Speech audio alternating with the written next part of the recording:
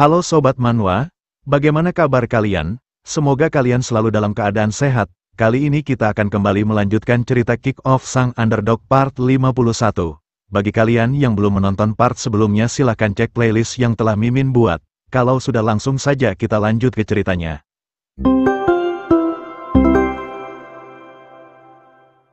Setelah Kang Maru memberitahukan keberadaan Sung Siwo, mereka berdua pun menunggu jemputan dari Jong Sanwon dan Ingeol karena motor akan jauh lebih cepat jika mereka ingin mengejar Sung Siwo ke bandara. Dengan sedikit cemas Kang Maru memberitahu Seongwon kalau ia sedikit mendengar cerita tentangnya dan itu membuatnya takut. Ia tidak bisa membayangkan seseorang mengalahkannya atau tidak membiarkannya bermain karena tidak diberi uang suap, atau membuat permintaan yang tidak wajar kepada orang tuanya. Kang Maru mengatakan ini benar-benar tidak masuk akal bagaimana hal seperti itu bisa terjadi pada orang di sekitarnya. Ia berpikir bahwa hanya bekerja keras saja di sepak bola saja sudah cukup. Ia pikir ia hanya butuh fokus dalam sepak bola, tapi sepertinya itu tidak benar, banyak sekali hal-hal aneh terjadi. Ia melupakannya bahwa ia juga pernah diculik dan diperlakukan buruk karena sepak bola. Ia juga bahkan hampir membuat kakinya berakhir karena sepak bola, dan banyak hal yang terjadi hanya karena ia ingin bermain sepak bola. Sambil memegang kepalanya dengan rasa frustasi, Kang Maru mengatakan kalau ia merasa tidak bisa percaya kepada siapapun lagi, di mana Seongwon sama sekali tak mengatakan apapun dan hanya fokus mendengarkan Kang Maru. Ia pun kembali teringat bagaimana kehidupan masa kecilnya yang begitu kelam, padahal ia hanya ingin bermain sepak bola namun orang-orang di sekitarnya memperlakukannya dengan begitu buruk.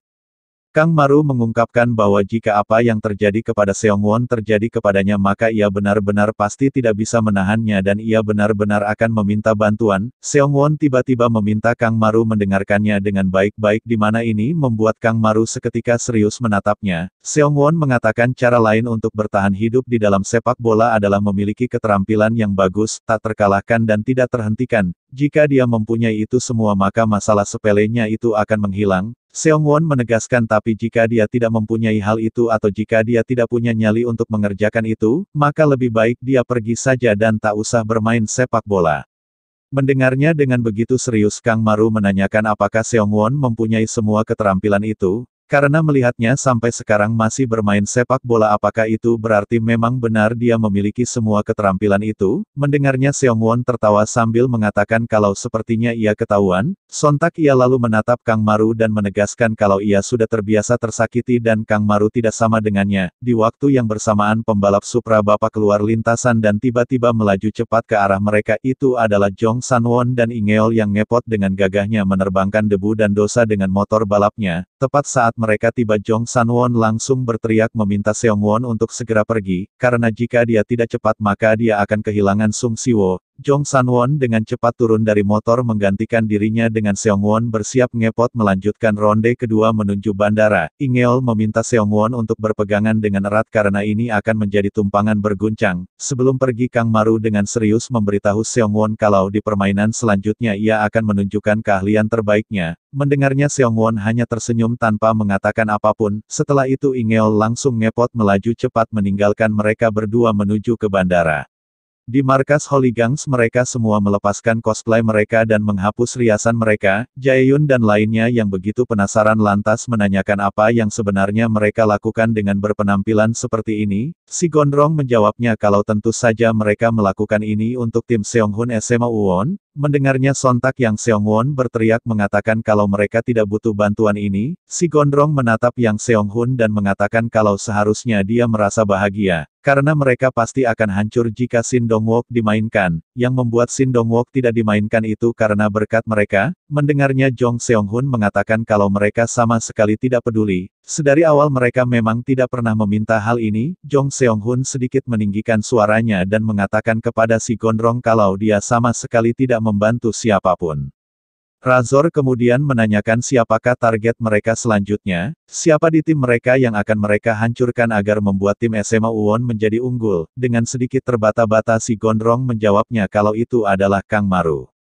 Mendengarnya raut wajah Jaehyun mulai berubah dan menanyakan sekali lagi mengapa mereka harus melakukan hal ini. Si Gondrong menjawabnya bahwa seperti yang ia bilang sebelumnya ini semua untuk Seongwon. Mendengarnya Jaeyun mengumpat dan mengatakan kalau ia benar-benar sudah lelah dengan semua ini, ia menanyakan apa sebenarnya spesialnya Seongwon sampai mereka rela melakukan apapun untuknya. Jaeyun seketika mendekatkan wajahnya dengan raut wajah penuh kekesalan meminta si Gondrong untuk menjawabnya, mengapa mereka semua memilih mengorbankan diri mereka sendiri untuk Seongwon, apa yang sebenarnya salah dengan mereka semua. Si Gondrong sama sekali tak mengatakan apapun di mana ini membuat Jaeyun semakin kesal dan berteriak menanyakan kenapa mereka melakukan semua ini, bagaimana ini bisa sepadan dengan apa yang mereka lakukan untuk bocah seperti Seongwon. Jaeyun mengatakan ini benar-benar sangat menyedihkan, ia benar-benar tidak percaya datang ke sini hanya untuk ini.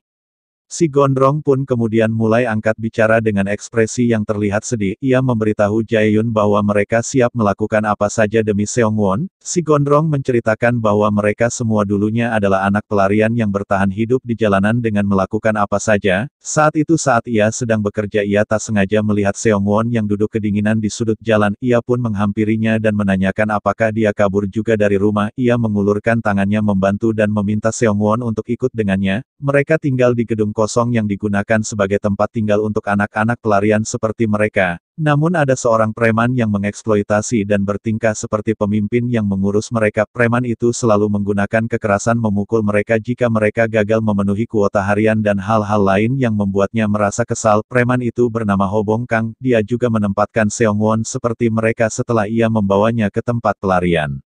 Namun belum ada semalam di tempat pelarian Seongwon sudah membuat kekacauan. Saat itu Jihong wanita tertua di antara mereka mendapatkan perlakuan kasar dari Hobong karena dia datang terlambat. Hobong selalu memaksa Jihong untuk bekerja dengan tubuhnya saja agar dia mudah mendapatkan uang karena lagi pula dia juga cantik. Namun Jihong selalu menolaknya dan tak ingin melakukannya bahkan jika Hobong melakukan hal kasar kepadanya. Di malam itu Seongwon yang melihat kejadian itu tiba-tiba muncul dan menghampiri Hobong yang membuat mereka semua bertanya-tanya apa yang ingin dilakukan bocah itu. Dia menatap Hobong dengan tatapan yang mengerikan yang membuat mereka semua ketakutan melihatnya. Sin kemudian berpindah memperlihatkan Seongwon yang saat ini telah berada di bandara dan sedang berlari mencari keberadaan Sung Siwo. Seongwon berlari dengan sangat cepat mencari ke sana kemari di mana Sung Siwo juga sesekali melihat ke belakang yang sepertinya dia juga berharap ada seseorang yang datang menghentikannya. Tak lama kemudian Seongwon entah dari mana tiba-tiba muncul dan mengejutkan Sung Siwo. Melihat kemunculan Seongwon sontak Sanji mendorongnya dan memintanya untuk menjauh. Ia meminta Seongwon agar jangan membuat keributan di bandara. Seongwon seketika menatap Sanji dengan tatapan yang mengerikan yang membuatnya ketakutan. Seongwon menegaskan kalau ia tahu pesawatnya akan berangkat jam 11 dan saat ini mereka masih memiliki cukup waktu untuk berbicara. Setelah mengatakannya Seongwon langsung menarik Sung Siwo dan memintanya untuk berbicara sebentar saja. Sanji hanya bisa terdiam mematung membiarkan Seongwon melakukan apa yang dia inginkan. Ia merasa ketakutan dan merasa kalau ini sudah tak bisa dihindari lagi. Mereka berdua pun mengobrol di mana Sanji mengawasi mereka dari jauh dan memastikan mereka tidak ketinggalan pesawat. Seongwon memulainya dengan menanyakan kepada Sung Siwo apakah dia tahu dengan Kang Maru. Seongwon mengungkapkan bahwa ia sudah lama mengawasi mereka berdua saat sedang latihan sepak bola. Seongwon mengatakan kapanpun ia melihat Kang Maru, itu mengingatkannya ke dirinya sendiri di masa lalu. Mereka juga dulu pernah seperti itu. Mereka bersenang-senang dan bermain sepak bola bersama-sama dengan penuh antusias. Seongwon terus membahas masa lalu indah mereka berdua di mana Sung Siwo sama sekali tak mengatakan apapun.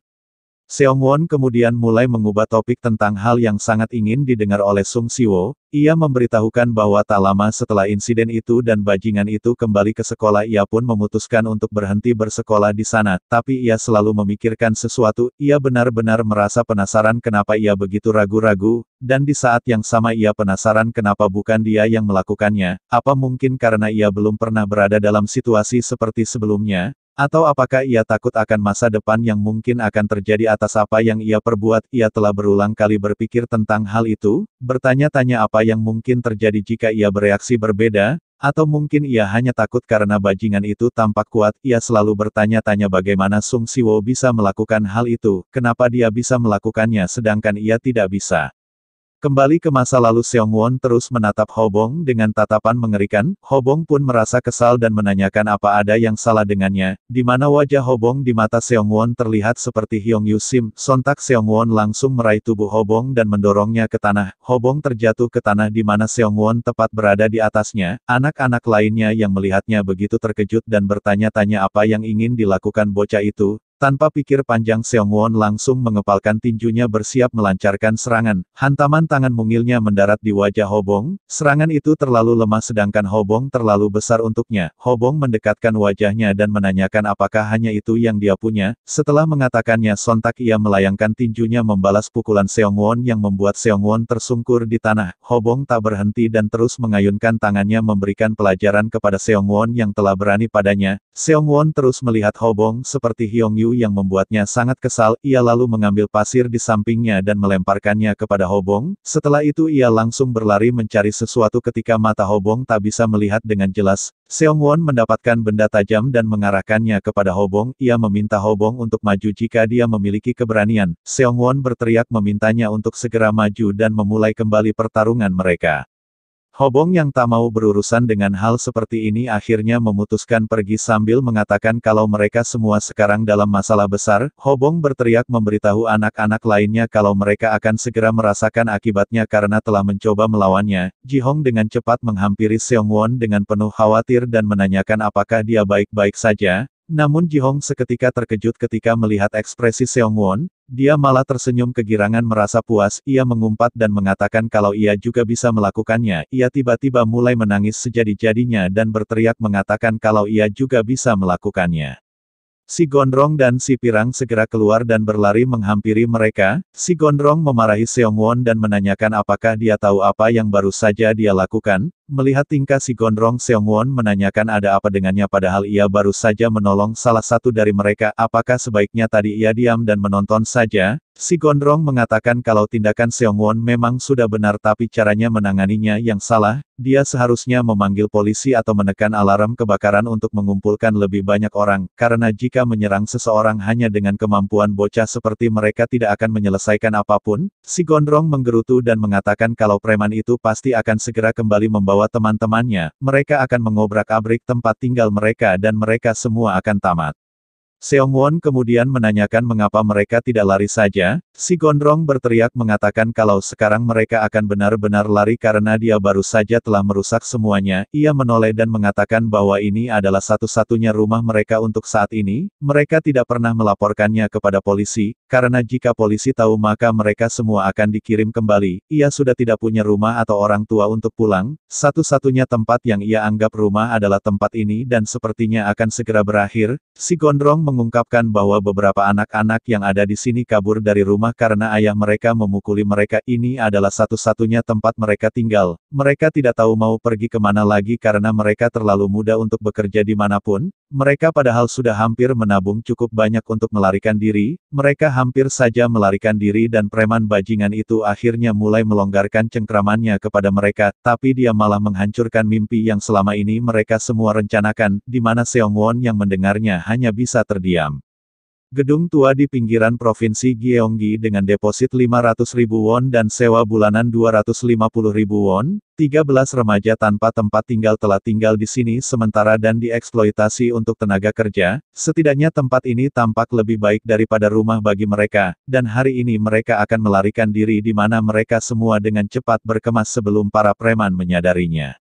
Di luar gedung, Seongwon menelpon seseorang untuk membuat kesepakatan tentang tempat tinggal. Seongwon menceritakan semuanya kalau mereka dalam bahaya dan mereka sangat butuh tempat itu. Malam ini juga orang di telepon itu pun setuju di mana Seongwon sangat berterima kasih dan mengatakan kalau mereka akan segera menemuinya di sana. Anak-anak lainnya pun segera berlari keluar di mana Seongwon telah mengatur semuanya dan meminta mereka untuk pergi ke alamat yang ia berikan. Sementara ia tetap tinggal dan akan bertanggung jawab atas apa yang telah ia lakukan. Ia mengatakan kalau ini adalah salahnya dan meminta mereka semua untuk segera pergi karena ia akan mencoba mengulur waktu semampunya. Mereka awalnya enggan meninggalkan Seongwon sendirian menghadapi para preman itu, namun Seongwon terus berteriak dan memohon menyuruh mereka untuk pergi, yang pada akhirnya mereka pun meninggalkan Seongwon sendirian menghadapi para preman itu.